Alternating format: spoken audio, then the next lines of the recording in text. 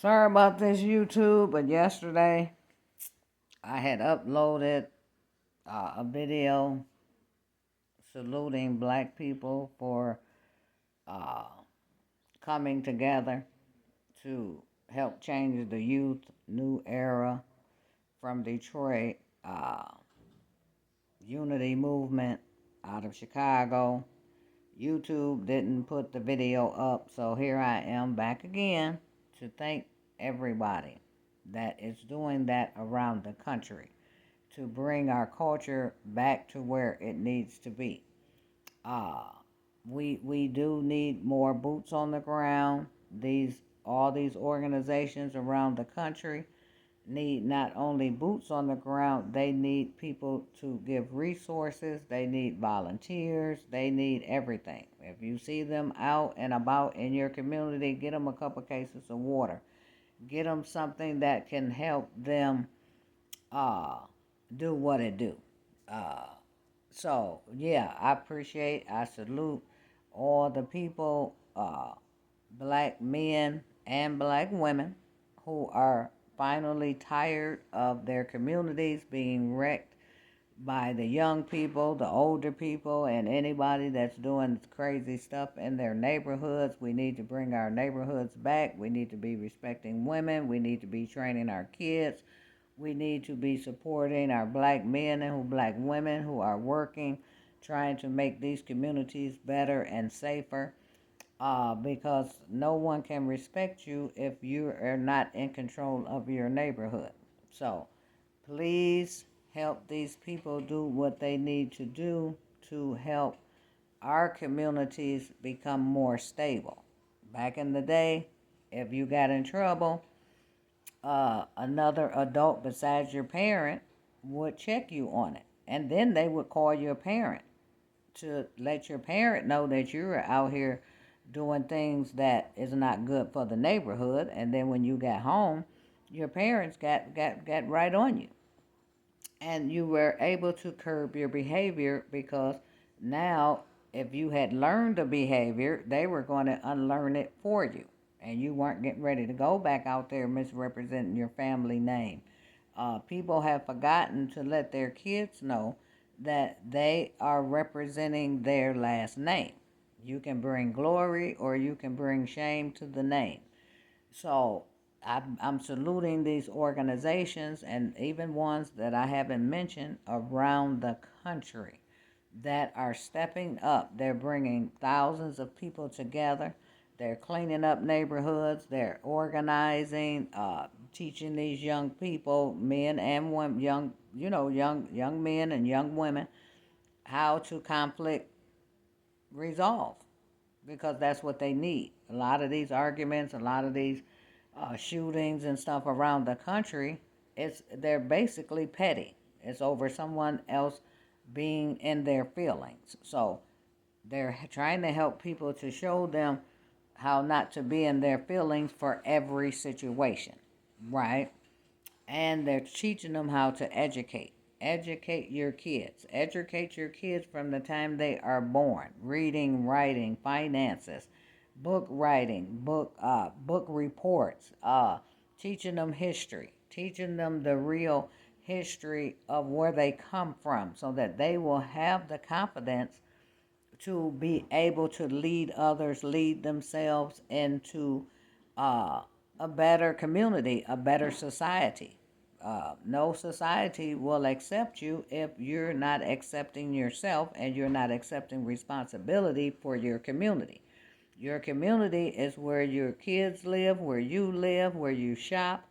Uh, Going to parks in your community. Hey, if your park is dirty, get a bunch of people together. You clean it up. You don't wait for the city or the state to clean it up. They're not coming to do that. So yeah, so you reach out to other organizations and you posse up together and you do these things for your community. If an old lady need her house painted, hey, everybody just grab a gallon of paint. It's not killing you. It's not going to take many gallons. So if everybody, donate a gallon of paint, you can paint the old lady's house, right? And then you task the kids out to get the garbage out every week. Bam, throw them a few dollars. Bam, they feel a sense of community. We can't wait on other people to do what we need to do in our society. Because in order to be a part of society, we have to be doing what needs to be done. Every neighborhood isn't a bad neighborhood, right? We know that, right? But we do have neighborhoods that the education is not good. Hey, city services is not good. Hey, some of these parents aren't any good. They need to be taught. That's why these organizations are out here right now. They're helping the parents to learn how to be parents, because really there is no guidebook. There's a million books on how to raise kids, but guess what? No kid is your kid. Your kid is your kid. It's unique, and it's different ways to raise kids, right? So they're going to say there's no right way or wrong way. But make sure that you're raising your kids, not tablets, not TVs, not computers, not other people in the street. Make sure you're raising your child and giving them values and morals. Morals in this country and values have basically been forgotten on all sides, because we can see what's going on in our society. Our society is eroding because people don't care about other people. They're figuring, hey, this person doesn't have that, so what? I got it, so we're good. That's not true. When you don't help every segment of your society, guess what happens to your society? It disappears. If you read history, when you don't take care of your people won't take care of you, and then next thing you know, your society disappears. We don't need that in America. We need unity. We need everybody in our culture, which is we're black. We need to work together. Stop saying I don't have time. Stop saying, oh, that's not my problem. Because guess what? Eventually it becomes your problem. Because if you have kids, they will in turn have kids, and they will in turn have kids. So guess what? All the problems that you're shooting to the side, well, it's going to hit your kids or your grandkids or your great grandkids. It doesn't matter. We think that nothing affects us.